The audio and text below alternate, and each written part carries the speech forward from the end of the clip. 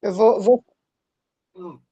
Começamos a gravação e vamos mais uma reunião aqui, né, a parte 2 da importância da formação dos símbolos no desenvolvimento do ego, da Melanie Klein.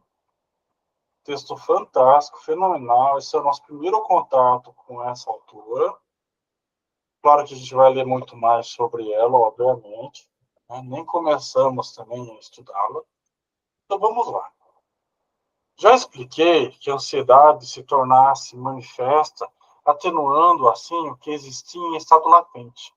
Depois que a ansiedade se tornou manifesta, pude parcialmente resolvê-la por meio da interpretação. E ainda foi possível elaborar a melhor, ou seja, distribuí-la sobre novas coisas intrínsecas, mitigando-se assim de tal modo que se tornou tolerável para o ego. Aí, tá vendo? Como tá ruim aqui a canetinha, eu tô só colocando as linhas aqui que só o curso posterior da análise poderá indicar-se quando as quantidades de densidade são assim reguladas. O ego pode tornar-se capaz de tolerar e elaborar quantidades normais. No caso de Dick, o problema consiste, portanto, em modificar, mediante análise, um fator fundamental do desenvolvimento do menino. Na análise deste menino, que era absolutamente capaz de fazer-se entender e cujo ego era inacessível a qualquer influência, a única coisa que se podia fazer era procurar chegar até seu inconsciente e, diminuindo as dificuldades inconscientes, abrir caminho para o desenvolvimento do ego. Naturalmente, nesse caso, como em qualquer outro, o acesso ao inconsciente devia ser conseguido através do ego. Os fatos demonstraram, por conseguinte, que mesmo aquele ego tão pouco desenvolvido bastava permitir o estabelecimento de uma vinculação com o inconsciente. Acredito que, do ponto de vista teórico, é importante notar que, mesmo nesse caso tão acentuado desenvolvimento defeituoso do ego, foi possível desenvolver ao mesmo tempo tanto o ego quanto a libido, simplesmente por análise dos conflitos inconscientes e sem que fosse necessário impor ao ego nenhuma influência educacional. Parece claro que, se o ego tão imperfeitamente desenvolvido de um menino que carecia de todo o contato com a realidade foi capaz de tolerar a supressão dos recalques por meio da análise, sem sentir-se esmagado pelo ID, é evidente que, em se tratando de crianças neuróticas, isto é, em casos muito menos extremos, não temos razão alguma para temer que o ego possa sucumbir ao ID. É também interessante notar que a influência educativa exercida anteriormente sobre o menino pelas pessoas do seu ambiente resvalara sobre ele, sem produzir nenhum efeito.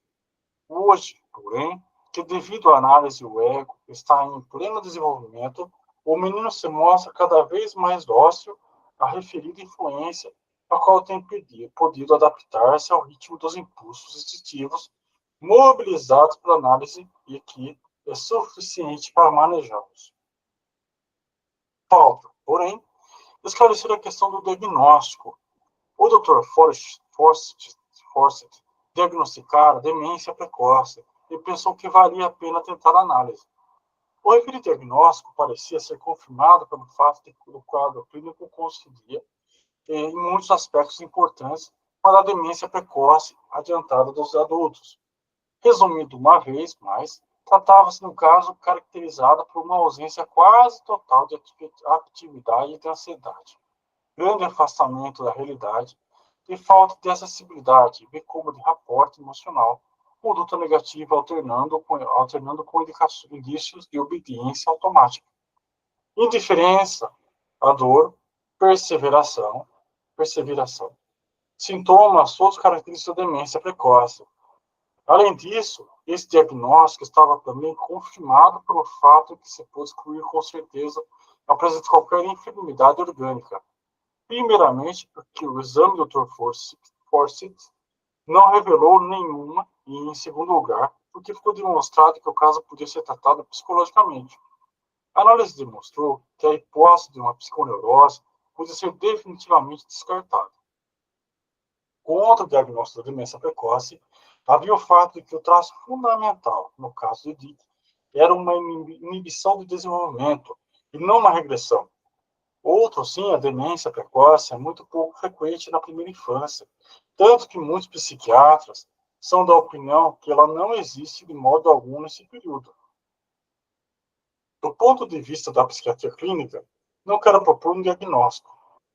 Porém, a minha experiência geral no campo da análise infantil permite-me fazer algumas observações de caráter genérico sobre as psicoses das crianças. Cheguei à conclusão de que a esquizofrenia infantil é muito mais frequente do que supõe.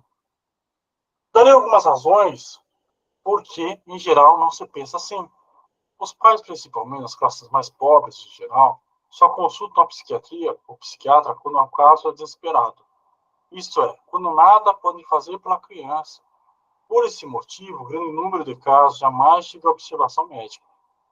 Nos pacientes que o médico chega a observar, costuma ser impossível para ele, um rápido e único exame, descobrir a presença da esquizofrenia. Por conseguinte, muitos casos dessa espécie são classificados sob denominações ainda muito indefinidas, tais como parada no desenvolvimento, deficiência mental, predisposição psicopática, tendências associais, etc. Acima de tudo, a esquizofrenia nas crianças é menos evidente e chama menos atenção do que nos adultos. Ou seja, se ela não percebe isso, essas crianças ficam praticamente abandonadas, né?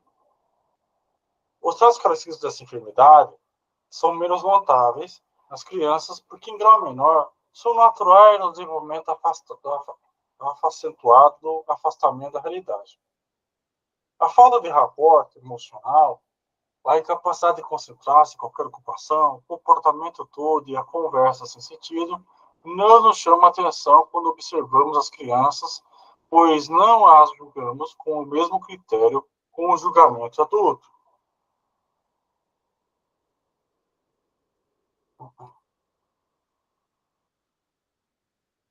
Eita.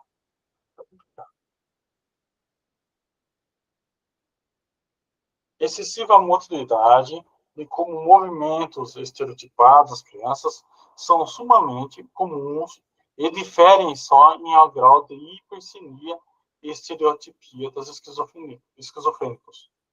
A obediência automática tem que chamar realmente muita atenção para que os pais a considerem algo diferente da simples obediência às crianças dóceis. O compartimento negativista é considerado a miúde como travessura, que é a dissociação a toda observação. A ansiedade fóbica das crianças contém a miúde ideias de perseguição e de caráter paranoico. E os temores hipocondríacos são fatos que requerem profunda observação e que muitas vezes só podem ser descobertos pela análise. Ainda mais frequentemente, que as verdadeiras psicoses encontramos nas crianças os traços psicóticos que, em circunstâncias desfavoráveis, podem dar origem a enfermidades posteriores.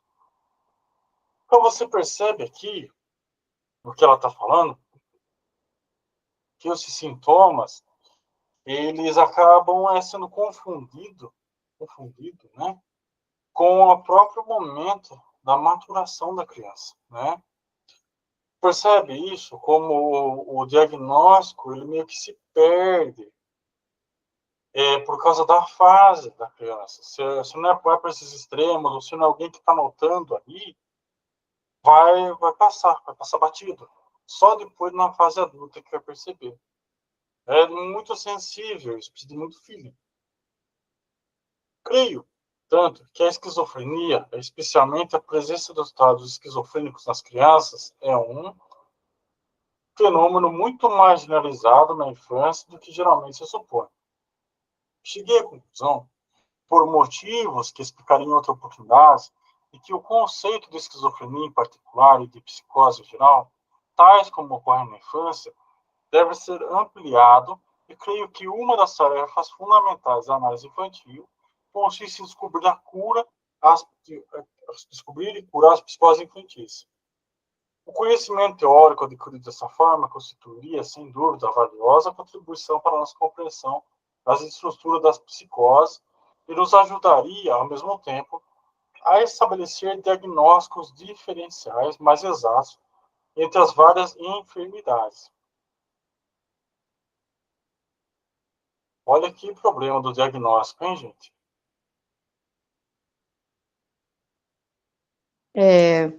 Eu fui, eu fui diagnosticada com retardamento quer dizer, não fui diagnosticada por um profissional. A minha professora do pré, porque eu já fui para o pré sabendo ler e escrever, com 5 anos eu já sabia ler e escrever, e alguma coisa básica de matemática, fui educada em casa.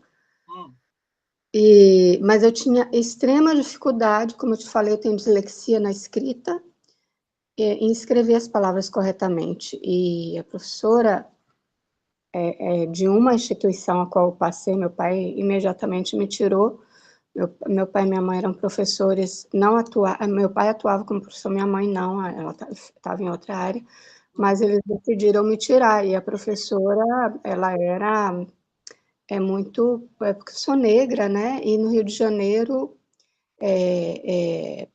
tinha muito preconceito naquela época, a professora era branca, loura, do olho azul, e a maioria das crianças eram também assim, branquinhas, e ela disse que eu era retardada para o meu pai, que eu não conseguia escrever. Enfim, meu pai me levou numa psicóloga, pediu, né, que fosse feito um diagnóstico, a gente foi para os médicos lá, os outros psiquiatras e tal, e ele foi lá esfregar, né, na cara da professora. Mas tem isso, né, a pessoa se apressa, mesmo sendo um profissional, que não era o caso dessa professora, mas imagine o quanto que as crianças, às vezes, da periferia não sofrem nas escolas por um processo que eles estão passando ali na vida, que a vida das crianças da periferia é muito difícil, e aí são confundidos com... Às vezes tem um profissional na casa que confunde aquilo na pressa de exercer a sua função, né? Faz um diagnóstico infeliz desse e acaba estigmatizando aquela criança, né? De uma forma muito ruim. Sim, sim. E é interessante, né? Porque, por exemplo, ela mesma, você percebe, o próprio Nuclear, com a experiência extensa que ela tem, né? A gente nem precisa falar o quanto ela conhece do assunto.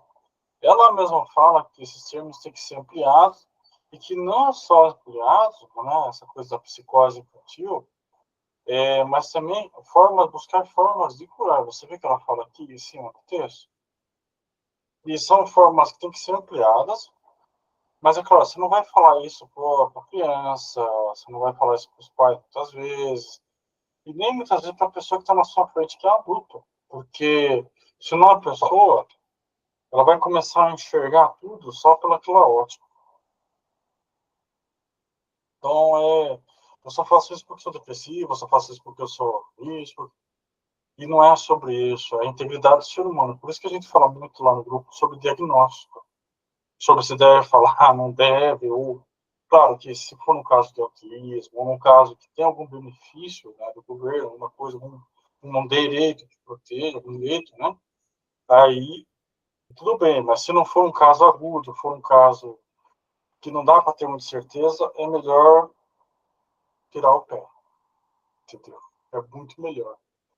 Aí, especialmente com crianças, senão se dramatiza, causa bullying, deixa todo mundo tenso, nervoso, a criança não sabe porque tá todo mundo tratando daquele jeito também, muda a forma de se tratar.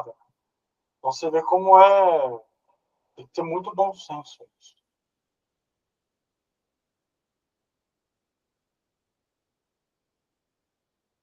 Se ampliarmos, portanto, o uso do termo na forma proposta, creio que se justificará a minha classificação da enfermidade de Dick como esquizofrenia. É verdade que ela diferia da esquizofrenia típica infantil, porque o transtorno era, nesse caso, uma inibição do desenvolvimento. Enquanto na maioria dos casos se trata de uma regressão, depois que a criança superou com essa certa etapa do seu desenvolvimento. Além disso, deixa eu só ler a nota de rodapé. Todavia, como a análise permitir estabelecer um contato com a mente de Dick, como se obtiver algum resultado no período período de desenvolvimento latente, ao lado de escasso desenvolvimento manifesto. Mesmo assim, porém, o grau total de desenvolvimento era tão anormalmente escasso que a hipótese de uma repressão parece-me dificilmente aceitável nesse caso. Então você vê que ela já nota também. E outra coisa também, que aqui é muito legal de falar, no texto não fala se ela usou algum medicamento. Ou seja, só foi pela psicanálise o tratamento. Você lembra se ela falou de algum medicamento? Não ouvi, assim, durante a leitura, essa questão medicamentosa, não. Até porque parece que ela buscava evitar isso, não, pelo que eu entendi, né? Sim. A questão medicamentosa, ela já tinha uma reserva, né, com relação a isso. Mas muita gente ia fazer o quê? Ia dopar a criança. Você viu que quando ele começa a correr ali em volta, ali já, a pessoa já fala, ah, não, como é que é? Hiperativo. Hiperativo, isso. É. Já é sacar, já é hiperativo. Não ia ter só... Foi diagnosticado como hiperativo também, eu e meus irmãos, e minha mãe, ainda bem que ela comprou o remédio e não começou a dar, ainda bem.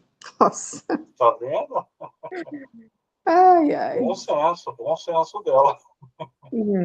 Não, ela conversou muito, conversou com outras pessoas, conversou com outros psicólogos, conversou com amigos, e o pessoal, todo mundo, não, dá, ainda bem, ainda bem. Ainda bem. Porque é assim, muita gente não entende isso. O medicamento tem seu papel, sim. Só que não só o medicamento, você tem que estar com uma terapia junto. Então, por exemplo, se a pessoa tem uma depressão profunda, você vai usar o medicamento para deixá-lo no mínimo do estágio de atenção para você fazer uma terapia. E aí você tem um chão para trabalhar. E aí você, a partir daí, o mais cedo possível, desmama do medicamento para ficar só com a terapia. Sim. Entendeu? Então, muita gente não entende isso. Mesmo. Resumirei agora as minhas conclusões teóricas, conseguidas não só pelo meu estudo do caso de Dick, mas também de outros casos menos extremos de esquizofrenia em crianças de 5 a 13 anos de idade, e de minha experiência analítica em geral. O primeiro estágio do complexo édipo estão dominados pelo sadismo.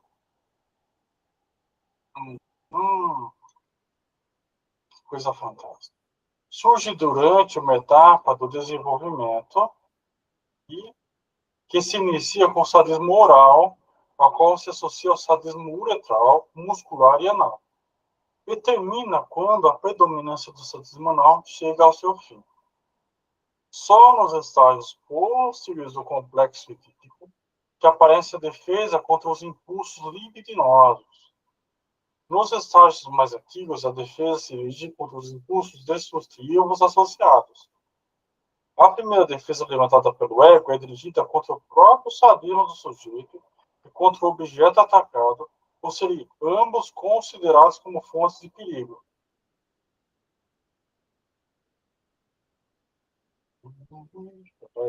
Tá muito bom. Essa defesa tem caráter violento e difere do mecanismo de recalque. Nos meninos, essa poderosa defesa se dirige também contra o próprio pênis, como sendo o órgão executor do seu sadismo. E é uma das causas mais frequentes de todas as perturbações da potência sexual. Essas são minhas hipóteses sobre a evolução das pessoas normais e neuróticas. Examinemos agora a gênese da psicose, as psicoses. O período inicial da fase em que o sadismo atinge seu ponto culminante caracteriza por ataques de caráter violento. Encontrei nesse período o ponto de fixação da demência precoce. Na segunda parte dessa fase, os ataques fantasiados são imaginados como envenenamentos e predominam os impulsos sádicos, uretrais e anais. Creio que este é o ponto de fixação na paranoia. Desejo lembrar que Abraham que na paranoia a libido regressa à primeira fase anal. Minhas conclusões coincidem com as hipóteses de Freud, segundo as quais os pontos de fixação da demência precoce e da paranoia devem ser procurados na etapa narcisista, aquela de demência precoce precedendo o da paranoia. A defesa prematura e excessiva do ego contra o sadismo impede o estabelecimento da relação com a realidade e o desenvolvimento da vida da fantasia.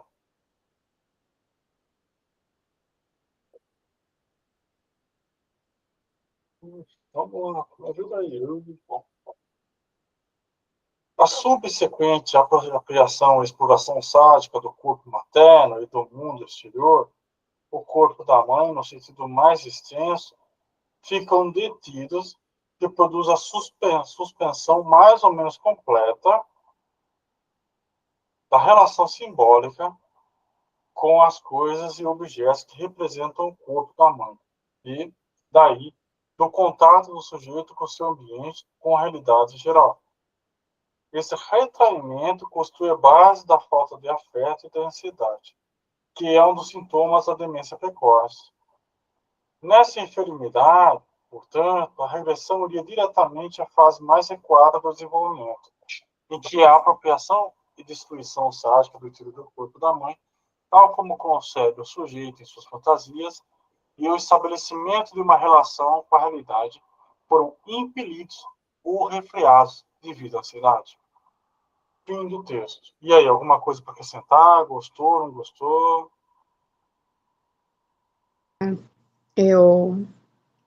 Eu pensei, assim, que a gente vai, como você falou, a gente sempre vai, o passado volta, né, para conversar.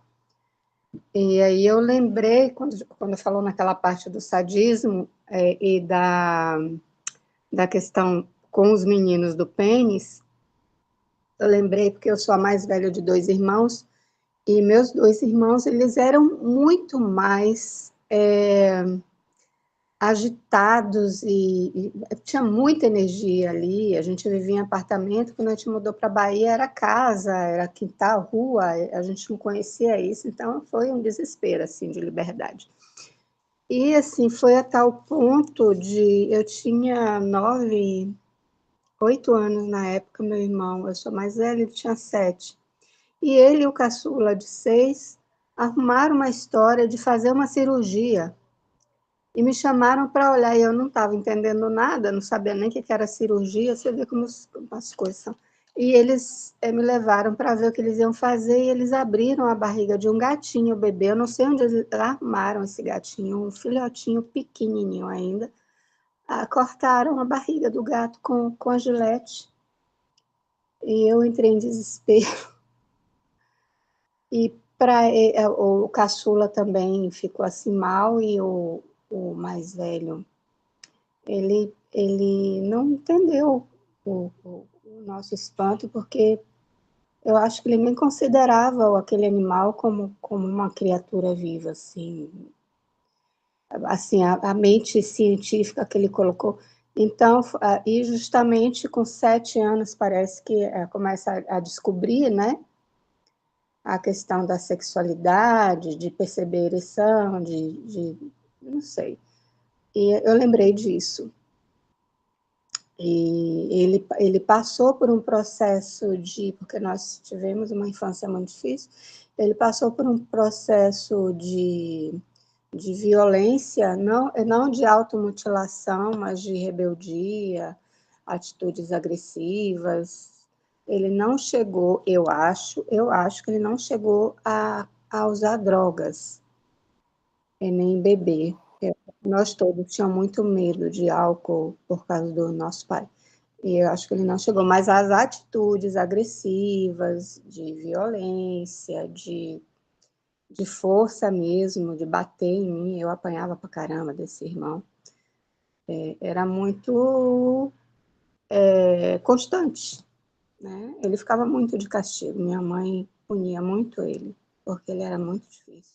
E tinha essa coisa me pareceu que naquela época ele sentia muita satisfação em em praticar a violência com outras pessoas, com outras criaturas também, né? Gato, cachorro, e teve essa questão do gato aí, que foi a coisa horripilante que até hoje me incomoda, essa memória. E aí eu me linkei aqui com essa colocação sobre de isso ter a ver com um descompartimentar da realidade. Ou eu estou errada? É como se a pessoa criasse ali um outro mundo, né? No qual ela age, interage, que ela tem poder, talvez. Não sei.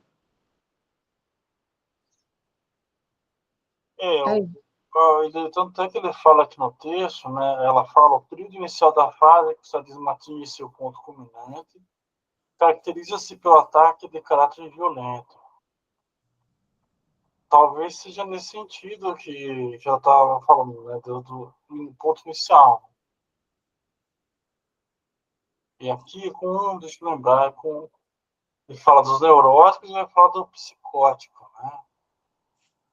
eu acho que ele teve uma fase neurótica mesmo, assim, e parece que essas ações ajudavam ele a se descolar daquela realidade, porque ele sofreu muita violência também, nós todos, de nosso pai, a minha mãe, nós como crianças, mas ele era um alvo de meu pai, por ele ser um menino que meu pai não achava bonito, ele era um bebê enorme, né? Ele foi andar com 2 anos, e ele se tornou realmente um... Minha mãe era menor que eu tenho 1,56 m, minha mãe era mais baixa que eu. Então, ele nasceu um bebê enorme e se tornou o alvo do, do ódio de meu pai, ele batia nesse meu irmão, né? Era horrível isso. E acho que se descolava da realidade com ele, tendo essas ações assim, de violência também, talvez, né? Eu estou aqui querendo só fazendo uma comparação para ver se eu estou entendendo. O que você está falando são episódios de repetições, tá? São episódios de repetição que é assim, uma pessoa que é violenta, se ela não tomar cuidado, ela vai tender a passar essa violência para o próximo. Por quê? Isso está no livro o artigo Além do Princípio do Prazer. E a criança, quando ela é violentada, ela vai tentar repetir aquilo com alguém, porque aí ela vai estar numa situação de controle. Entendeu? Então, assim, tome seu irmão com ela, seu pai, e como o seu irmão não podia bater no seu pai, então ele distribuía a pancada em alguém que era mais frágil que ele. Sim. Então podia ser você, podia ser o bichinho. Porque ele Sim. não ia provocar alguém que ele sabia que ia apanhar, né? Ele Sim. provocava alguém que ia saber que... Ou Não, não? ele não ia falar, não. Não, ele já chegou mais velho a arrumar algumas confusões, apanhou também de Então, colega, é, enfim. é isso que eu tô falando, sabe? Ele vai onde ele pode agredir sem apanhar, entendeu? Normalmente é uma postura de repetição. Então, a minha raiva, porque eu apanhei de alguém mais forte que eu vou distribuir outra pessoa que é mais frágil que eu, porque é isso que ele está aprendendo. É esse o símbolo de repetição que ele tem. Sim. Entendeu? Hoje ele não tem isso, eu não sei se ele chegou a fazer terapia, mas ele hoje é um cara doce, muito educado, muito meigo. Ele tem, assim, se acontecer, eu já vi acontecer uma coisa de alguém ser agredido perto dele, tipo um senhor foi agredido por alguém, e aí ele teve um rompante de violência, mas ele não agrediu o agressor, ele simplesmente pegou e conteve, porque ele é grande e forte, então, nesse momento eu percebi que ele não não entrou nesse caminho, não continuou, né? Uhum. A religião ajudou ele, né? Ele se tornou religioso aí de uma religião cristã. Então, sei lá, Jesus segurou. Olha, ele quebrou a repetição. É, Entendeu? Ele quebrou a repetição, porque se fosse outra situação, provavelmente espancaria o cara. Mas isso, nesse é. caso ele conteve. Ele usava, porque provavelmente teve essa influência dessa É, e religião. ele é muito forte, assim, ele é grandão, ele parece o... Ele não tem aquela massa, né, mas ele parece o Schwarzenegger, ele é bem grande e bem forte, mas, assim, aquele forte, como é? Musculoso só, não é inchadão, de bombado, não. Mas é bem assim, dá para respeitar o cara só de olhar. Mas é exatamente, porque sempre você tem que pensar, que a gente entra em outro texto do Freud, né? Recordar, repetir e elaborar. Uhum. É justamente também isso que a minha pai estava fazendo também, em certo aspecto. Ela estava tentando recordar os símbolos mínimos que a pessoa tinha, relembrar, para elaborar, que aumentar esse símbolo. Você vai que ela pega mesmo símbolos que são pequenos ali em cima e transforma em algo mais amplo, né? Cadê o que ela fala? Cadê? Eu lembro que ela fala algum. Então é tudo isso. Também tem a questão da maturidade da criança, tem a questão delas perder esse modelo também. Né? Então são muitos fatores que estão envolvidos. Ele pode ter feito terapia também, pode ter, dentro da religião dele, alguém deu como eu posso dizer assim, um start, um insight na cabeça dele, viu, opa, não é por aqui, por aqui. Então são vários pontos, né? Bem a cada fase. Né? É. Mais alguma coisa? Não, Não? tranquilo. Então, eu agradeço, então. Eu vou achar aqui. Obrigado por hoje. Daqui a pouco eu já vou postar. Tá? Valeu. Obrigado.